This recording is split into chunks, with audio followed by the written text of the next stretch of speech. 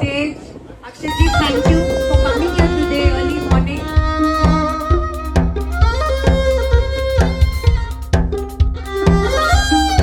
નમસ્કાર, હું છું વિક્રમ વકીલ અને તમે જોઈ રહ્યા છો હોટલાઇન ન્યૂઝ.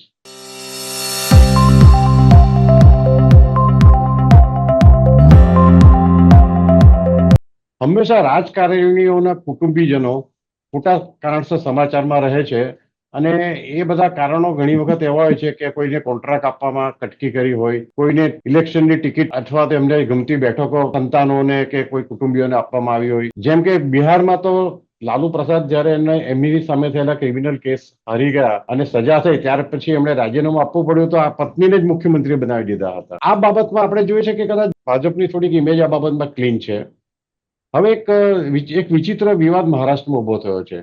મહારાષ્ટ્રના મુખ્યમંત્રી દેવેન્દ્ર ફડણવીસના પત્ની અમૃતા ફડણવીસ, આમ તો કોઈ ગંભીર પ્રશ્ન નથી, પણ એક જે સિવિક સેન્સ કહેવાય કે એક આપણે સામાજિક કે રાજકીય સેન્સ કહેવાય એનો અભાવ જોવા મળે છે. અમૃતાબેન હંમેશા એવા કપડાં પહેરે છે કે જે કદાચ આપણે યુટ્યુબર્સ કે પેલા રીલ્સ બનાવનાર છોકરીઓ કે રાખી સાવંત જેવી પબ્લિસિટી ભૂખી હિરોઈનો આ રીતના કપડાં પહેરે તે આપણે માની શકાય. પરંતુ છેલ્લે તો હમણાં એક અક્ષય કુમાર સાથે એક કાર્યક્રમમાં જે સામાજિક અને રાજકીય કાર્યક્રમ હતો એની અંદર અમૃતાબેને જે ડ્રેસ પહેર્યો એકદમ સ્કિન ટાઈટ અને આપણે એને આછકલો જ કહી શકાય જો પહેલી નજરે જોઈએ તો. દરેક વ્યક્તિને પોતાનો ગમતો કપડાં પહેરવાનો અધિકાર છે, મહિલાઓને તો ખાસ અધિકાર છે. આ બાબતમાં આપણે કોઈ બોલવું પણ નહીં જોઈએ અને બોલી શકીએ પણ નહીં. પરંતુ જ્યારે તમે મુખ્યમંત્રીના પત્ની હો અને જાહેર કાર્યક્રમમાં જાઓ ત્યારે આપણે એમ નથી કહેતા કે તમે હંમેશા સાડીને સલવાર કમીઝ જ પહેરો, પણ ત્યારે તમારે એવા કપડાં પહેરવા જોઈએ કે થોડો પ્રસંગને અનુરૂપ લાગે. આપણે પણ કોઈના લગ્નમાં જઈએ તો અડધી હાફ પેન્ટ પહેરીને નથી જતા, એટલું ગંજી પહેરીને નથી જતા. એવી સેન્સની અપેક્ષા તો અમૃતાબેન ફડણવીસ પાસે હોય, પરંતુ એ થયું નહીં એટલે સોશિયલ મીડિયા પર તેઓ ખૂબ મોટી પાયે ટ્રોલ થયા છે. આ બાબત પર આપણે સાથે આજે વાતચીત કરશે જાણીતા સાયકેટ્રિસ્ટ અને સેક્સોલોજીસ્ટ ડોક્ટર મુકુલ ચોકસી. મુકુલભાઈ, આપનું સ્વાગત છે.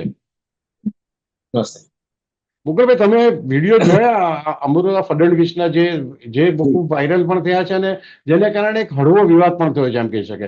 આ બહુ ગંભીર બાબત નથી, પણ આ પ્રસંગે એક જાહેર લાઈફમાં જે વ્યક્તિ હોય એની ડ્રેસ સેન્સ વિશે કે કપડા, જેમ આપણામાં કહેવાયું છે એક નૂર આદમી હજાર નૂર કપડા, એક કહેવત હતી પહેલા. હવે તો આ બહુ લોકો ઓછો ઉપયોગ કરે છે, પણ માણસે એના પ્રસંગને અનુરૂપ તૈયાર થવું જોઈએ કે એની બોડી લેંગ્વેજ પણ એ પ્રકારની હોવી જોઈએ. મુકુલભાઈ.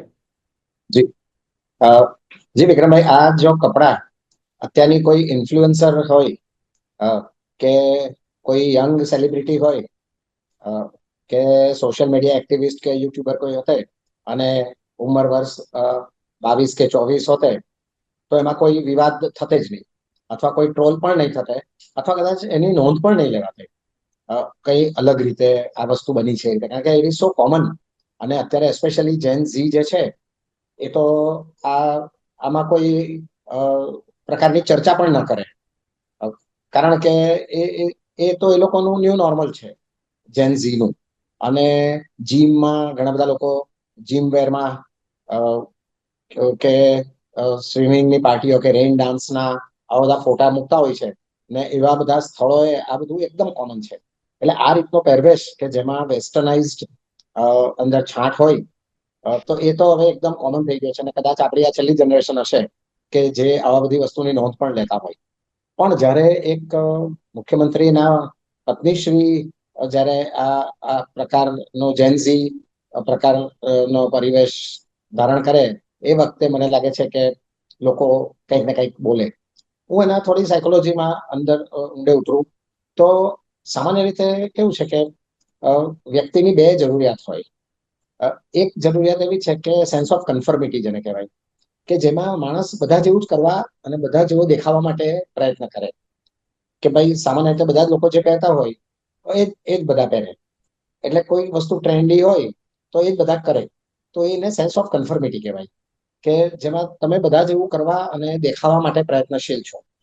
એવું એનાથી વિપરીત હોય છે કે ઘણા ક્રિએટિવ લોકો હોય અથવા તો કંઈક અલગ કરવા માટે પ્રયત્નશીલ હોય, કે જેમાં હું બધા જેવો કે બધા જેવી નથી પણ હું કંઈક અલગ છું.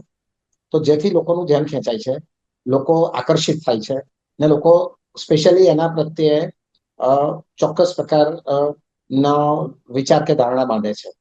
તો આ બંને દરેક માણસમાં એક કન્ફર્મિટીની સેન્સ હોય છે અને એક અલગ દેખાવાની કે અલગ કરવા માટેની સર્જનાત્મકતા અથવા તો વિશેષ રીતે પેશ આવવા માટેની જરૂરિયાત હોય છે. આ બે જરૂરિયાત એકબીજાથી ઓપોઝિટ છે અને દરેક માણસમાં આ હોય જ છે.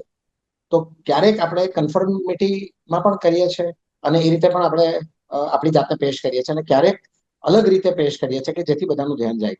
તો આ મનની એ સાયકોલોજીમાંથી આવે છે આ પ્રકારનો પહેરવેશ કે મુખ્યમંત્રીશ્રીના પત્ની હોવા છતાં પણ એમણે બધા કરતા કંઈક જુદા પ્રકારનો પહેરવેશ પહેર્યો. એ પ્રસંગમાં તો આપણે ગયા નથી, ખબર નથી આપણને, પણ ત્યાં તો મને લાગે છે એ લોકો સફાઈની કામગીરીને કોઈ રાજકીય કે સોશિયલ કાર્યક્રમ હતો, કલ્ચરલ કે કઈ બેન્ક્વેટ ડિનર કે પાર્ટી તો નહોતી, એ સામાજિક પ્રસંગ હતો અને કોઈ પ્રકારની સ્વચ્છતા સફાઈ અભિયાન હોય ને એવું કંઈક લાગી રહ્યું છે. તો આ વિડીયો મેં જ્યારે જોયો ત્યારે તો એમાં કપડા બેશક હું માનું છું કે ત્યાં બધા હાજર રહેલા બીજા પણ મંચ ઉપર છે એના કરતા જુદા છે. સ્કિન ટાઈટ છે, ટાઈટ્સ છે અને એમાંથી અંગુપાંગો દ્રષ્ટિમાન થાય છે. ઇવન અંડર ગાર્મેન્ટ્સની ધાર પણ દ્રષ્ટિમાન થાય છે. તો આવું સામાન્ય રીતે કોઈ મુખ્યમંત્રીના કે કોઈ મંત્રીશ્રીના પત્નીઓએ પણ આ પ્રકારનું જો ગ્લેમરસ નહીં મુકુલભાઈ, પોલિટિશિયનની વાત તો જવા દઈએ. આપણે જનરલી આપણે પણ જતા હોઈએ છીએ કાર્યક્રમોમાં કે જાહેર ફંક્શનમાં કે જાહેર સ્થળોએ પણ, તો એક સામાન્ય કોલેજની છોકરી પણ આમણે જે કપડાં પહેર્યા છે, તમે જે કહ્યું હોય, લગભગ વલ્ગરની બોર્ડર ક્રોસ કરી જાય છે એ પ્રકારના કપડાં છે. અને એટલું તો એમને જ્ઞાન હોય જ કે આવા કપડાં પહેરીને જાહેરમાં નહીં જઈ શકાય. ઘરમાં તમે ગમે તે કપડાં પહેરો.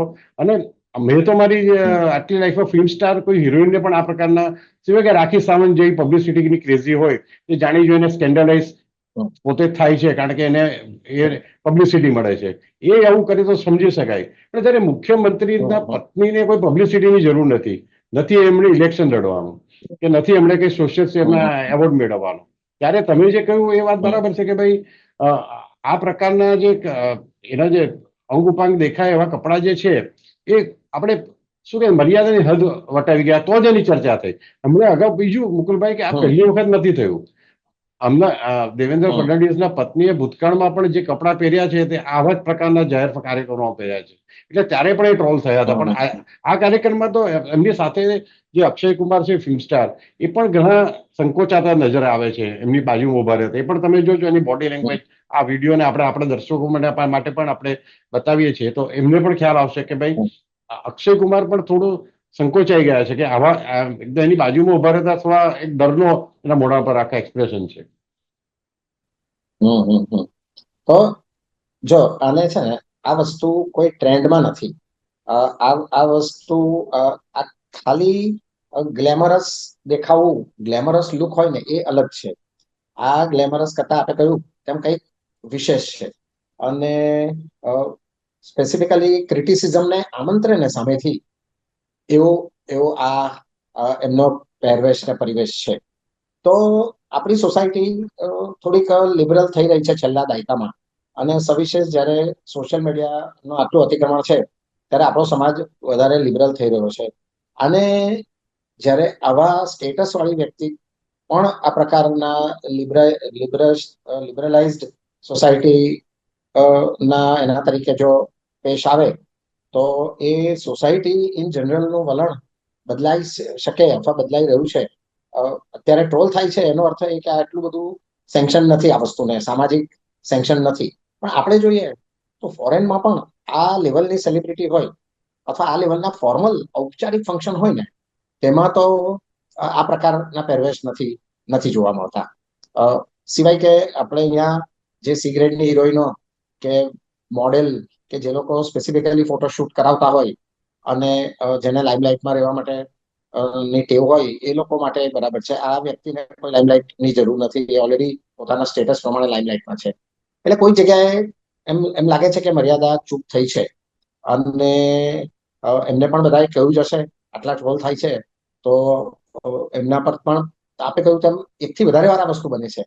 એટલે એ કોઈ આઈડિયોલોજીનો ભાગ હોય કે કોઈ પોતાની એટીટ્યુડ પણ આની અંદર આવી જાય છે કે ભાઈ મારી ચોઈસ છે અને હું જે માનું છું તે કરું છું. આવી પ્રકારની ચોઈસમાંથી કે એટીટ્યુડમાંથી આ વસ્તુ આવી હોય ને એવી એક શક્યતા છે. અને મુકુલભાઈ કેટલાક સોશિયલ મીડિયા પર જે છે એમણે આ વિડીયો જોઈને એવી કોમેન્ટ પણ લખી છે જે આમ તો બહુ હળવી રીતે કહી શકાય કે ભાઈ આ પોલિટિકલી તમે જુઓ તો કોંગ્રેસીઓ કે ભાજપના વિરોધ પક્ષના જે બધા જે ભાજપ ને એન્ટી ભાજપ છે તે લોકો પણ આ બાબતે મજા લઈ રહ્યા છે કે એ લોકો જોઈ રહ્યા છે શાંતિથી વિડીયોને મુસ્કુરાઈ રહ્યા છે. એટલે કેટલાકે તો એમ પણ લખ્યું છે કે ભાઈ આ દેવેન્દ્ર ફડણવીસની સંમતિ કદાચ નહીં હોય પણ એનું ઘરમાં ઉપજતું નહીં હોય, કારણ કે કદાચ પત્નીના ઘરમાં ડોમિનેટિવ હોય અને દેવેન્દ્ર ફડણવીસે કદાચ ટોક્યા પણ હોય કે આવા કપડા સારા ન લાગે, પણ પછી એમણે વધારે કન્ફ્લિક્ટ એવોઇડ કરવા માટે નમતું જોખ્યું હોય. આ બી કોમેન્ટો પણ થઈ રહી છે હમણાં વિડીયોની નીચે. હવે એટલે આપ તો પત્રકાર છો એટલે આ પ્રકારના માહિતી આપને મળતી રહે અને આપની વધારે ઝીણવટ વાળી દ્રષ્ટિ હોય. પણ હું એવું યાદ કરું છું કે હિન્દુવાદી સંગઠનો જ્યારે કેટલીક જગ્યાએ ક્યારેક વેલેન્ટાઇન ડે કે રોઝ ડે જેવી વસ્તુઓ મનાવવાનો પણ કેટલાક સંગઠનોનો વિરોધ હોય, તો આવા આ પ્રકારના રિવીલિંગ ડ્રેસીસ માં એ લોકોનો શું નજરિયો હશે એ એક ધારણાનો વિષય છે. કારણ કે એક આપણે ત્યાં એક વિચારધારા એવી પણ છે કે આ પ્રકારનું લિબરલાઇઝેશન ને આ પ્રકારના સેક્સ્યુઅલ ઇનોટેશન જેના હોય એવા કોસ્ચ્યુમ્સ કે એ પ્રકારના પબ્લિક રિવિલેશન ની સામે વાંધો હોય એવી પણ એક સ્ટ્રોંગ વિચારધારા છે કે આપણી ભારતીય સંસ્કૃતિને અનુરૂપ નથી. બીજી બાજુ એક એવી વિચારધારા છે સામાજિક કે યંગ ફિમેલ એસ્પેશિયલી એ જેન્યુઅલી એવું માને છે કે ભાઈ સ્ત્રીના ચરિત્ર કે એને અંગે એના કોસ્ચ્યુમ્સ કે એના આઉટફિટ્સ ઉપરથી એના ચરિત્ર કે એના વિશેની ધારણાઓ કે ચોક્કસ, એ તો સાચી વાત છે. બરાબર છે. આ વિચારધારા પણ સાચી જ છે અલબત્ત કે ભાઈ કોઈ ખાલી તમે સ્ત્રીને જોઈને એના વિશે ગમે તેમ બોલો કે ગમે તેમ કમેન્ટ્સ કરો, that is also not desirable. સાચી વાત. એટલે આ બે વિચારધારાઓની વચ્ચે આપણો ભારતીય સમાજ આપણે એ રીતે સેગ્રીગેટ થયેલો છે કે અમુક એકદમ એક્સ્ટ્રીમ આવી પણ વિચારધારા છે કે ભાઈ આપણે વેલેન્ટાઇન ડે પણ પશ્ચિમી નું અનુકરણ છે એને ના કરવું જોઈએ. બીજી બાજુ આવી એક વિચારધારા છે. એટલે આ બેની વચ્ચે મને લાગે છે કે અને બરાબર છે. અને આપણે એક છેવટની એક આપણે જો એક કહીએ કે જબ મિયાં બીબી રાજી તો ક્યાં કરેગા કાજી, જયારે એમના પતિ દેવેન્દ્ર ફડણવીસને વાંધો નથી તો લોકોએ શું કામ વાંધો લેવો જોઈએ, એવી પણ એક દલીલ થઈ શકે. આમ તો એવું કહેવાય છે કે સૌંદર્ય વ્યક્તિની દ્રષ્ટિમાં હોય છે. બરાબર છે. અશ્લીલતા પણ અશ્લીલ કે અશ્લીલ એ જોનારની દ્રષ્ટિમાં હોય છે. કેટલાક લોકો આને કે છે કે જેની નજર અશ્લીલ હશે એને અશ્લીલ દેખાશે, જેની નજર અશ્લીલ નથી એને એમાં અશ્લીલ પણ કઈ ન લાગે. એટલે આવી પણ એક માન્યતા ધરાવતો વર્ગ છે કે ભાઈ એ તો તમારી નજરમાં છે. તમે આપણે ભગવતી કુમાર શર્માએ તમને યાદ હોય તો આથી લગભગ 35-40 વર્ષ પહેલા પોતે અમેરિકાના ન્યૂડ બીચ ઉપર ગયેલા, તો એમનું કેવું હતું કે મારા સિવાય બધા ત્યાં ન્યૂડ હતા અને એની પર એમણે આખો લેખ લખેલો અને એમણે વખાણ નહોતા કર્યા પણ એણે લખેલું કે ત્યાં લોકો ન્યૂડ બીચ હોવા છતાં કોઈ એકબીજાની સામે નહોતું જોતું. તો આ ત્યાંનું કલ્ચર છે. જ્યારે ઇન્ડિયન કલ્ચર એવું છે કે જેમાં બધા પોતાની સામે નહીં પણ એકબીજાની સામે જ વધારે જોતા હોય છે. એટલે એકબીજાની સામે વધારે જોવું એ પણ એક આપણી વિશેષતા અને ખાસિયત છે.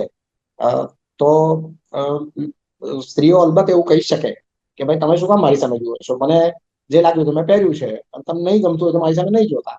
આ પણ એક માનસિકતા હોય છે અમુક છોકરીઓની, ને એ છોકરીઓ ખરેખર એવી ચરિત્રહીન હોય એવું પણ મુકુલભાઈ આપણે આમાં એવી વાત નથી કરતા કે એમણે જે આ ડ્રેસ પહેર્યો એ કોઈ એવું લાગે કે જાહેર કાર્યક્રમમાં ડિલિબરેટલી એમની તરફ લોકો જોવા આકર્ષાય એના માટે પહેર્યું એવું લાગતું હતું. એમ તો આપણી કોલેજમાં જતી છોકરીઓ કે ઘણી ગૃહિણીઓ પણ એટલે આટલી હદે નથી પહેરતા રિવીલિંગ ડ્રેસ.